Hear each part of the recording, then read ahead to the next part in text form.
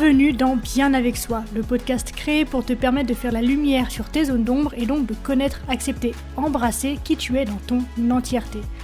Ce voyage en toi que je te propose est la promesse de vivre une plénitude émotionnelle ineffable et la liberté absolue d'être qui tu es. Pour cela, je te parle de développement personnel, de psychologie, de philosophie, de spiritualité, de résilience, de mindset et aussi de mes apprentissages. Je suis Marie Perron, coach spécialisée dans le shadow work et je suis ravie de t'accueillir dans ce tout nouvel épisode. Aujourd'hui, j'avais envie de revenir avec toi sur une forme d'ambivalence ou de contradiction inhérente à l'univers très global de la non-dualité, du développement personnel, de la transformation de soi, puisque en effet, on a a priori deux côtés, deux pôles, à savoir que d'un côté, on nous propose l'idée en fait de nous séparer, de nous défaire de toutes les parts de nous-mêmes qui nous tirent vers le bas, qui génèrent de la souffrance pour devenir la meilleure version de soi-même. Et d'un autre côté, on nous propose au contraire de nous réunir, de nous réunifier et de ne faire plus qu'un avec toutes les parts de nous qui sont déjà là, de ne faire plus qu'un avec l'univers et avec toutes les polarités justement qui construisent cet univers. Et donc finalement, on ne sait pas trop sur quel pied danser et quelle est la bonne voie à suivre. Je pense que cette question est absolument fascinante. Je pense aussi que cette question est absolument infiniment vaste. Et je pense que cette question est particulièrement complexe. Et j'ai donc eu du mal à préparer le podcast d'aujourd'hui. Donc ce que je te propose va être quelque chose sur le ton plus conversationnel peut-être que d'habitude. Je vais simplement me parler à moi-même. Et comme le dit Anthony Morvan, avec un peu de chance, en parlant de moi, je parle de toi. Et je nous souhaite de pouvoir nous retrouver à peut-être un endroit du chemin et que l'on puisse se comprendre et que l'on puisse échanger autour de cette idée. Mais comme c'est complexe et que j'ai envie de parler de tout et de rien sur ce sujet, je vais essayer évidemment d'être la plus claire possible, la plus concise possible, de pouvoir exprimer une idée qui soit aussi vulgarisée que possible. J'ai quand même super hâte de partager ce moment avec toi, j'espère que ça va te plaire et j'ai hâte également de lire tes retours sur le sujet. Bref, accroche-toi, c'est parti mon kiki. Il y a donc des moments dans la vie où on a besoin d'identifier les choses en nous qui sont insuffisantes, qui sont considérées en tout cas ou perçues comme insuffisantes, qui sont considérées ou perçues comme problématiques d'une façon ou d'une autre. Et ce sont des choses en soi sur lesquelles on peut développer une forme de contrôle transformationnel dans lequel on jette ces parties de nous-mêmes qui ne nous conviennent pas ou qui ne fonctionnent pas. Et c'est un acte finalement à travers lequel on procède presque à une forme de combustion contrôlée, un peu comme une transformation de phénix ou comme un processus alchimique en fait, de transformer le plomb en or. Et donc d'un autre côté, on a cette notion d'union grâce notamment à la réintégration des parts d'ombre, ou de choses sur nous-mêmes que nous avons perdues lorsque nous étions jeunes ou que nous avons appris à rejeter et à nier. Et cette part-là du développement personnel et de la transformation de soi nous invite plutôt à comprendre comment mettre toutes ces parts de soi dans une totalité assumée et vécue au quotidien. Donc, on est invité d'une part à identifier quelque chose comme un problème dont on veut se débarrasser. Et d'autre part, il semble que le chemin vers la force de l'être et vers l'être le plus fort, c'est de comprendre comment tout unifier. Et la notion qui me vient pour répondre en fait à cette espèce de dichotomie apparente, c'est la notion de moralité. Et si on part de ce principe-là, il ne s'agit plus de savoir, d'avoir le cœur qui balance entre « je me débarrasse d'une partie de moi » ou « j'intègre tout », mais ça devient une ambivalence entre être bon, au sens presque religieux du terme, et être complet. Et d'ailleurs, il me semble que c'est Jung qui disait « je préfère être complet que bon ». Donc c'est très intéressant, la réponse est déjà donnée par Jung, merci de nous donner la voix, monsieur Jung. Mais imagine que tu as eu affaire à un parent assez violent, en tout cas qui contrôlait mal son agressivité. Une des réactions possibles face à ça pourrait être en fait « jamais de ma vie je ne ferai preuve d'agressivité. Jamais de ma vie je ne serai agressive. » Et donc, à partir de ce contrat implicite, tacite et interne que l'on passe avec soi-même, eh bien, on construit une espèce de structure morale qui finit par faire partie de notre personnalité. Et par ce choix, par ce contrat que nous passons avec nous-mêmes, eh bien, on ampute finalement l'agressivité de toute forme possible d'éthique. Et ici, ça me fait un peu penser à une partie des travaux de Nietzsche, puisque l'une des critiques les plus tranchantes, les plus acerbes de Nietzsche sur la moralité traditionnelle est qu'une grande partie de ce qui passe pour de la moralité n'est en fait pas de la moralité, mais simplement de la lâcheté. En gros, il ne s'agit pas de « je suis quelqu'un de bien et du coup je ne te blesse pas », mais selon lui, il s'agit plutôt de « j'ai peur de te faire du mal », j'ai conscience d'une certaine façon de pouvoir te faire du mal, et parce que je ne veux pas admettre que je peux te faire du mal, et parce que je ne veux pas admettre que j'ai peur de te faire du mal, alors je me dis et je te dis que je suis une personne morale, puisque du coup, ça permet de masquer à la fois ma peur, ma lâcheté, et de ne pas faire face à mon agressivité sous une forme apparente de moralité. Merci petit Jésus. Et en fait, quand on prend un peu de recul sur cette notion-là, on se rend compte que ça arrive sans arrêt, en fait. Alors que inoffensif et moral ne sont en aucun cas la même chose. Et pourtant, dans cette moralité à deux balles, en fait, eh bien, on se persuade que si. Et donc, une partie de ce que l'on est brûle par cette fausse moralité. Et c'est là que Freud, cette fois, peut intervenir et a été plutôt malin selon moi, puisqu'il s'est beaucoup concentré sur la notion d'agressivité et de sexualité, qui sont peut-être les deux parts d'une personnalité les plus difficiles à intégrer. Et il suffit d'ailleurs de voir de quelle façon cette non-intégration individuelle impacte aujourd'hui notre monde à un niveau beaucoup plus global. Puisque Freud a déclaré que la moralité hyper simplifiée empêche de puiser plus profondément dans les recoins de la psyché, et c'est en partie parce qu'il y a des forces primales dans ces fameux recoins, que finalement il n'est pas surprenant qu'on n'ait pas envie d'avoir quelque chose à faire avec elle et qu'on se tienne à l'écart des situations où elle pourrait en fait se manifester. Et le problème avec ça, avec le fait de nier la présence, l'existence du pire en nous de cette façon, donc par la répression et par le rejet et par la négation, eh bien c'est qu'en le supprimant, on exclut en même temps la possibilité du meilleur, parce que personne ne peut être une bonne personne sans intégrer ses parts d'ombre, et donc, notamment dans notre exemple, sa capacité d'agression, d'être agressif. Parce que sans cette capacité d'agression, d'agressivité, par exemple, tu ne peux pas dire non. Tu ne peux pas poser tes limites. Tu ne peux pas licencier un employé. Tu ne peux pas mettre fin à une relation qui ne te nourrit plus ou peut-être même qui est toxique. Parce que lorsque tu dis non, et que tu le dis pour de vrai, ça veut dire en gros, il n'y a rien que tu puisses me dire ou me faire qui me fera changer d'avis. Ou en gros, ça peut vouloir dire aussi, je joue pour des enjeux qui sont bien plus élevés que toi. Et à moins que tu n'aies intégré ton agressivité pour te permettre en fait de l'utiliser, il n'y a aucune chance que tu puisses dire un non avec cette posture en fait ancrée et forte et enracinée. Et si tu le fais, si tu essayes de dire non malgré tout, eh bien en fait personne ne te prend au sérieux parce que ils auraient juste conscience, eux, dans leur ressenti, que c'est juste un show, c'est juste un masque que tu portes, quelque chose que tu tentes de faire mais que tu portes pas au fond de toi.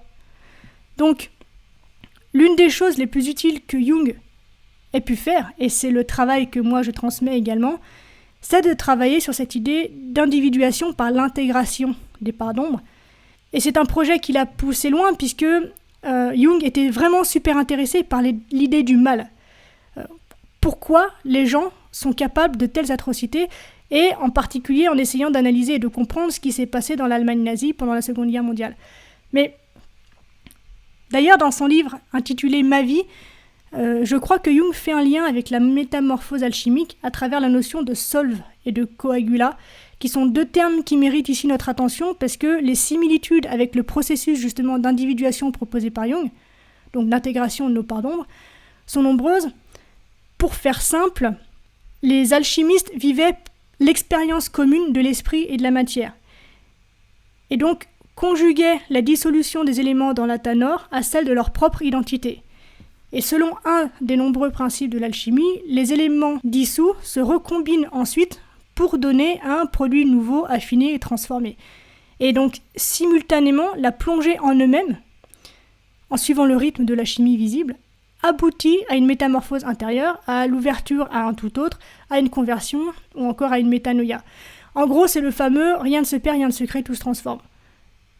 Je referme ici la parenthèse sur la chimie. Pour être honnête, je pensais vraiment pas à l'évoquer un jour, mais si ça t'intéresse, écoute, dis-le moi, et je pourrais faire un épisode peut-être plus complet sur cette notion. Mais pour l'heure, revenons à nos moutons. Donc, que fais-tu aujourd'hui de la partie de toi qui est agressive, qui est potentiellement malveillante, parce que oui, elle existe, quoi que tu essayes de te dire pour te convaincre du contraire? Que fais-tu de cette partie de toi qui est agressive et potentiellement malveillante? Est-ce que tu l'écrases? Ou est-ce que tu la mets derrière toi?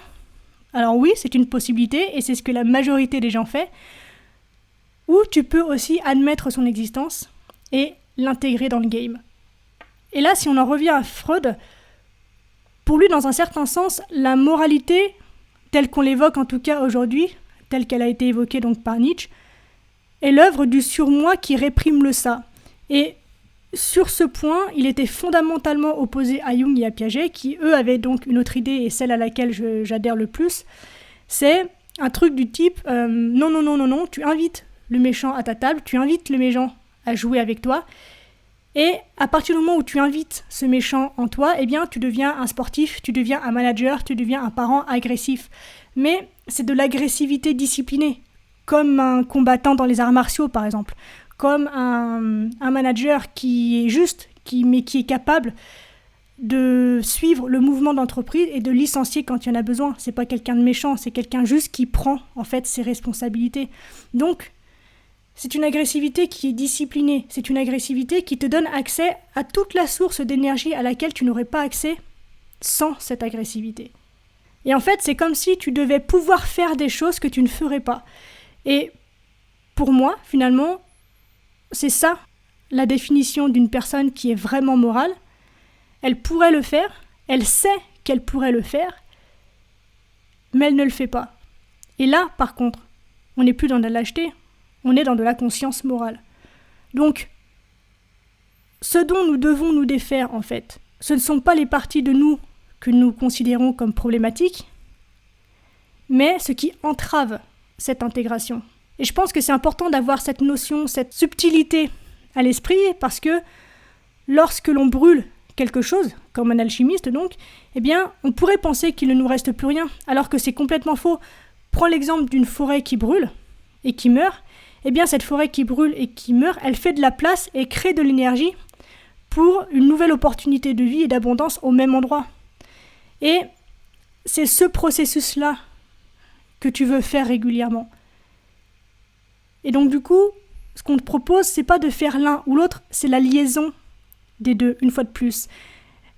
Je pense qu'à force de m'écouter, tu le comprends, il ne s'agit pas de tout noir, de tout blanc, de choisir un pôle en fait. Il s'agit d'une infinie de possibilités qui s'expriment au même moment et de trouver sa place quelque part entre les deux en fait. Mais entre les deux dans le sens où tout est pris en considération. Donc, pour que tu puisses intégrer ça, puisque finalement c'est la réponse à notre question, lorsque tu brûles quelque chose, tu pourrais penser qu'il ne te reste plus rien, mais c'est faux. Prends l'exemple d'une forêt qui brûle et qui meurt. Cette forêt qui brûle et qui meurt, elle fait de la place. Elle offre une nouvelle opportunité de vie et d'abondance pour autre chose au même endroit, à partir des résidus de ce qui a été. Et c'est ce processus-là que tu veux faire régulièrement. C'est ce processus-là qui réunit en fait les deux polarités qui semblaient dichotomiques au départ. De la même façon que le serpent qui mue se sépare de son ancienne peau pour intégrer et incarner la nouvelle, finalement on en vient à une notion de mort et de résurrection, mais sur un plan psychologique. Et c'est vraiment cette idée, peut-être, que je t'invite, et par je dis nous, que je nous invite à intégrer. Après, c'est quelque chose d'étonnant, puisque en même temps, on ne connaît pas la limite supérieure à ce processus d'individuation, parce que on n'a aucune idée de ce à quoi pourrait ressembler une personne si elle laissait aller tout ce qu'elle peut, tout ce qu'elle a besoin de laisser aller, et ne laissait entrer que ce qui lui paraît convenable, ce qui en plus reste subjectif. Et en même temps, je pense que de façon inconsciente et implicite, on peut voir les gens commencer à faire ce chemin sans que ce soit en fait une expérience rare. Je pense que tout le monde le fait au moins de façon inconsciente, au moins une fois dans sa vie. À savoir qu'à chaque fois qu'on passe une transition de vie et que l'on a besoin d'adopter de nouveaux comportements et de laisser l'être que nous étions pour incarner notre rôle et jouer avec nos règles dans cette nouvelle configuration, en fait, on joue ce jeu-là, on suit ce processus-là. C'est juste qu'on n'en a pas conscience.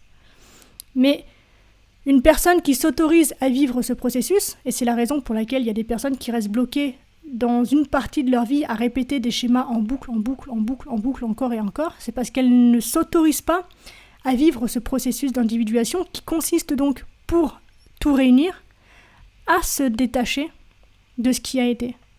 Et une personne qui s'autorise donc à vivre cette expérience, qui même si elle n'en est pas consciente, accepte en fait la transformation et les désagréments, peut-être les changements qui se créent en elle, eh bien, de manière inévitable, ces gens s'améliorent ultra rapidement. Et donc, forcément, leur vie s'améliore également très rapidement. Un peu comme si tu arrêtais de faire des choses vraiment stupides, des choses que tu sais être stupides. Si tu arrêtes du jour au lendemain de faire ces choses qui sont stupides, eh bien, ta vie s'améliore beaucoup d'un coup et ça te libère. Et pour finir, j'ai une idée qui me vient là. Ça veut aussi dire qu'il y a dans tout ça, dans tout ce processus aussi bloquant, un élément qui, a priori, pourrait être associé à de la fierté, dans le sens un peu orgueil, dans le sens attaché, puisque les gens ont tendance à être fiers de ce qu'ils sont, à travers notamment ce qu'ils ont, mais c'est un autre débat. Et à mon sens, c'est une mauvaise idée parce que ça les empêche de devenir qui ils pourraient être. Parce que si tu es fier de qui tu es, si tu es attaché du coup à l'image que tu renvoies par cette fierté, eh bien, tu ne lâcheras pas tout ce qui nourrit cette fierté quand ce sera nécessaire, quand tu en auras besoin. Tu seras incapable de t'en éloigner et donc tu finiras par être ta propre parodie finalement. Un disque rayé qui tourne en boucle et dont la situation n'évolue plus. Et donc, tout ça pour dire que le sujet est complexe, je pense que tu t'en es rendu compte, mais en fait, on a besoin de prendre du recul, de simplement être capable de prendre la décision et d'engager le processus, de nous éloigner de notre ancien moi, de pouvoir l'observer et de pouvoir décider en conscience de ce que l'on choisit de conserver et de ce que l'on choisit de transformer. Et finalement, à chaque instant, ça c'est une décision qui te revient à toi. Est-ce que tu décides d'être l'ordre ? Est-ce que tu décides d'être le chaos ? Ou est-ce que tu décides d'être le processus entre les deux qui sert de médiateur ?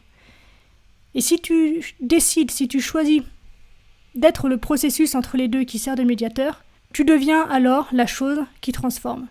Et à mes yeux, aujourd'hui, à l'heure où je te parle, c'est la bonne attitude, c'est celle en tout cas que je choisis d'incarner au maximum, puisque pour moi, c'est ce que nous sommes en fait. Nous sommes la chose qui affronte volontairement le chaos et transforme le plomb en or. C'est ce que nous sommes pour le meilleur et ou pour le pire. J'ai presque envie de dire que c'est presque notre essence biologique la plus profonde en fait. L'adaptabilité de l'homme dans l'histoire de la Terre, aussi courte soit-elle, est quand même issue de ce processus de deuil, de mort et de résurrection perpétuelle en fait. Donc, pour répondre peut-être définitivement à la question qu'on a posée au début de l'épisode, toi, moi, vous, nous pouvons tous laisser aller les choses si nous savons, si nous sommes convaincus qu'il n'y a plus de croissance possible à les garder. Le moment où l'on choisit de quitter un endroit, de quitter une relation, de quitter un espace, de quitter une émotion, de quitter que sais-je, c'est lorsque l'on sait et que l'on est convaincu qu'à cet endroit précis, il n'y a plus de croissance possible pour nous. Lorsque tu es convaincu de ça, tu peux choisir donc de mourir pour renaître. On arrive déjà à la fin de cet épisode. Merci de l'avoir regardé jusqu'au bout. J'espère qu'il t'a plu. Si c'est le cas, n'hésite pas à me le faire savoir et à m'encourager en mettant 5 étoiles et un commentaire sur Apple Podcast. Les témoignages, les interactions, ça m'aide à rendre le podcast visible et donc disponible à un plus grand nombre de personnes et c'est vraiment super important pour moi. Pour finir, si tu as des questions, n'hésite pas à me les poser sur Instagram. Le lien se trouve dans la description. On se retrouve très vite dans un tout nouvel épisode. D'ici là, bien sûr, prends soin de toi, sois reconnaissant envers la vie et surtout n'oublie jamais que tu es la personne la plus importante de ta vie et que de ce fait, tu mérites ce qu'il y a de meilleur. Je nous aime, à la revoyure.